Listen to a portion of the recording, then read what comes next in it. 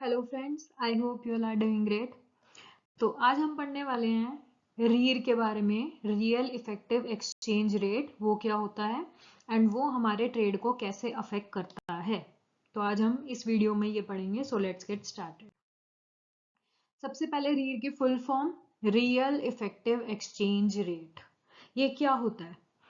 ये एक मेजर होता है जो हम इकोनॉमिक्स में यूज करते हैं to understand a country's currency value compare to currencies of its main trading partners considering inflation differences।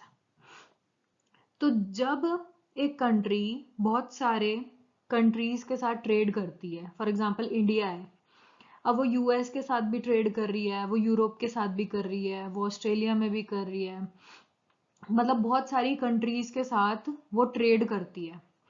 तो अगर उन्हें ये जानना है कि मेरी करेंसी की वैल्यू क्या है अगर मैं अपने ट्रेडिंग पार्टनर से कंपेयर करूं, तो क्या हम देखते हैं रीर, कि मेरी करेंसी यानी कि रुपीस की value as compare to dollar या यूरो या कोई भी चाइनीज येन, इनके मुकाबले मेरी करेंसी की वैल्यू क्या है, या मेरी करेंसी अप्रिशिएटेड है या डिप्रिशिएटेड है, वो हमें पता लगाने के लिए हम रीर देखते हैं, वो निकालते हैं। ठीक है, तो रीर में सबसे पहले आ रहा है रियल। जब हम रियल और नॉमिनल पढ़ते हैं, नॉमिनल और रियल में क्या डिफरेंस होता है? जैसे हम ये भी पढ़ते हैं nominal income, real income, nominal GDP, real GDP. तो नॉमिनल का मतलब होता है इन मनी टर्म्स, रियल होता है in terms of purchasing power, यानी कि ये गुड्स में होती है, ये होती है आपकी मनी वैल्यू।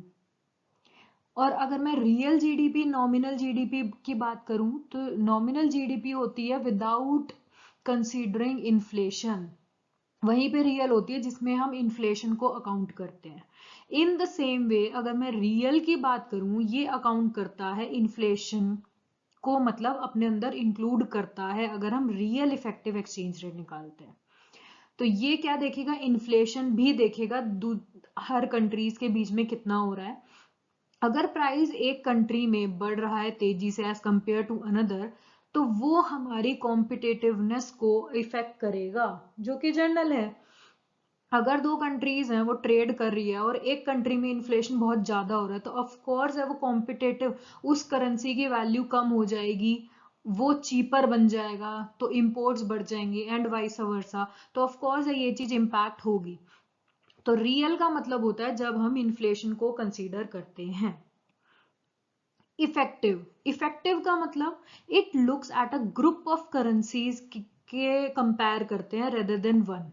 हम सिर्फ अपनी वैल्यू, अपने करेंसी की वैल्यू सिर्फ डॉलर से कंपेयर नहीं कर रहे, यहाँ पर ग्रुप ऑफ करेंसी से हम कंपेयर कर रहे हैं। तो इफेक्टिव होता है this group is based on the country, जो कि हम जिससे सबसे ज्यादा ट्रेड कर रहे हैं। ठीक है। Third one is exchange rate. Exchange rate क्या होता है? जब हम एक करेंसी की वैल्यू दूसरे की टर्म्स में देखें, दूसरे से कंपेयर करें, जैसे आज के टाइम में हम कहते हैं dollar one is equals to rupees 84 point जो भी है 11 है मान लो। तो जब हम डॉलर को रुपीज से कंपेयर कर रहे हैं, तो ऐसे जब हम एक करेंसी को दूसरी से कंपेयर करते हैं या दूसरे के टर्म में लिखते हैं, तो उसे कहते हैं एक्सचेंज रेट। बट यहां पर एक्सचेंज रेट सिर्फ यूज होता है क्योंकि हम यूएस से कंपेयर कर रहे हैं रुपीस को। लेकिन जब हम मोर देन वन करेंसी, जिन कंट्रीज के साथ हम ट्रेड कर रहे हैं, उन सबको कंपेयर करेंगे, तो हम real effective exchange rate use करते हैं। तो आप ये मान सकते हो, अगर मैं एक करेंसी के साथ लिख रही हूं, जैसे $1 इज इक्वल्स टू मान लो रुपीज 84, तो ये होगा हमारा एक्सचेंज रेट, कि यूएस और हमारे बीच में क्या एक्सचेंज रेट है। वहीं पे अगर मैं और 3-4 कंट्रीज के साथ ट्रेड कर रही हूँ और मेरे को सबके साथ निकालना है, तो आएगा इफेक्टिव एक्सचेंज रेट। अगर मैं इन्फ्लेशन को कंसीडर नहीं कर रही हूं, इन्फ्लेशन जो चल रहा है वही चलता रहेगा और मैं उसको अकाउंट नहीं कर रही हूं, तो वो हो जाएगा nominal effective exchange rate. But अगर मैं अपनी कैलकुलेशन में इन्फ्लेशन को कंसीडर कर रही हूं, उसका भी इम्पैक्ट दिखा रही हूं, तो वो मेरा हो जाएगा रियल इफेक्टिव एक्सचेंज रेट। अब ये क्या होता है, मैटर क्यों करता है हमारे कंट्री के लिए? अगर मतलब रियल इफेक्टिव एक्सचेंज रेट अगर आपका बढ़ जाता है ना, तो ये हमें दिखाता है कि हमारे गुड जो है ना, वो इंटरनेशनल मार्केट में ज्यादा एक्सपेंसिव हो चुके हैं। और एक्सपेंसिव कब होते हैं? जब हमारी करेंसी की वैल्यू बढ़ती है, कि जब लोग नहीं खरीद पाते और हमारे एक्सपोर्ट्स एक्सपेंसिव हो चुके हैं, अब लोग कम खरीद पा रहे हैं, तो यहाँ पर एक्सपोर्ट हमारे लेस कॉम्पिटिटिव हो चुके हैं। क्यों? क्योंकि हमारे जो गुड्स हैं वो ज्यादा एक्सपेंसिव हो चुके हैं, तो लोग कम खरीदेंगे, हमारा एक्सपोर्ट जो है इस केस में कम हो जाएगा। और हमारी करेंसी क्योंकि बढ़ चुकी है, रीर ज्यादा हो गया, मतलब हमारी करेंसी एप्रिशिएट हो गई, तो हमारे इंपोर्ट्स बढ़ जाएंगे। तो अगर कोई आपसे पूछे नेट एक्सपोर्ट पे क्या इंपैक्ट पड़ेगा, तो आप क्या कहोगे? नेट एक्सपोर्ट मेरा इस चीज में फॉल हो जाएगा। जब भी हमारी करेंसी, डोमेस्टिक करेंसी एप्रिशिएट करती है, तो नेट एक्सपोर्ट कम हो जाता है। क्यों? क्योंकि इंपोर्ट हम कर पाते हैं, क्योंकि दूसरे गुड्स, फॉरेन गुड्स हमें चीपर लगने लग जाते हैं, इसलिए हम ज्यादा खरीदते हैं। लेकिन फॉरेनर्स के लिए हमारे गुड्स एक्सपेंसिव हो जाते हैं, वो कम खरीदते हैं। वहीं पे अगर एक्सचेंज रेट डाउन हो जाए, तो अब हमारी करेंसी डेप्रिशिएट हो गई है, यानी कि अब लोगों के लिए, यानी कि फॉरेनर्स के लिए हमारे गुड सस्ते हो गए हैं, तो वो एक्सपोर्ट हम ज्यादा करेंगे। और क्योंकि हमारी करेंसी डेप्रिशिएट हो चुकी है, इतनी वैल्यू नहीं रही है मेरी करेंसी की, इंडियन करेंसी की, तो हम क्या ज्यादा गुड्स इंपोर्ट कर पाएंगे? नहीं, हमारे इंपोर्ट जो है वो कम हो जाएंगे। तो इस केस में नेट एक्सपोर्ट हमारा इंप्रूव होता है। ठीक है, तो इन शॉर्ट ये हेल्प करता है, real effective exchange rate help करता है इकोनॉमिस्ट को और पॉलिसी मेकर्स को अंडरस्टैंड करने के लिए कि हमारी जो कंट्री के गुड्स है ना, वो ग्लोबली कितने कॉम्पिटिटिव हैं। अब इसकी यूनिट क्या होती है? रियल इफेक्टिव एक्सचेंज रेट जो है ना, वो इंडेक्सिंग पॉइंट्स होता है, या एक सिंपली एक नंबर होता है।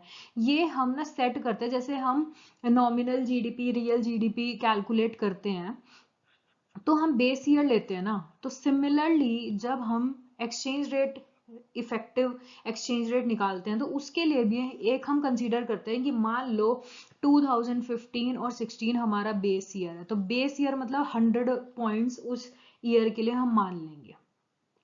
उसके बाद अब वो 100 से बढ़ रहा है, 100 से कम हो रहा है, वो रिप्रेजेंट करता है हमारी करेंसी एप्रिशिएट हो रही है, डेप्रिशिएट हो रही है। तो बेस ईयर की बात करें तो वो 100 पे सेट होता है। इंडिया में 2015 और 16 को बेस ईयर माना गया है, तो उस टाइम पे हमारा रीड था 100। अब अगर रीड की वैल्यू 100 से ज्यादा है, तो वो इंडिकेट करता है हमारी करेंसी एप्रिशिएट हो गई है after adjusting inflation and exchange rate relative to its trading partners। वहीं उल्टा अगर उसकी वैल्यू बिलो 100 है, तो वो इंडिकेट करता है हमारी करेंसी डेप्रिशिएट हो गई है। ये तो याद करने की जरूरत नहीं है, 100 हमारा बेस है, उससे बढ़ गई तो हमारी करेंसी एप्रिशिएट हो गई, कम हो गई तो हमारी करेंसी डेप्रिशिएट हो गई, सिंपल। तो इसके अंदर यही है। Thank you. अगर कोई भी डाउट हो please use comment section, and I would also make video on nominal effective exchange rate, जो कि इसका बिल्कुल पैरेलल ही है, बिल्कुल सिमिलर है, बस उसमें इन्फ्लेशन हम कंसीडर नहीं करते हैं। So that's it, have a great day, bye bye.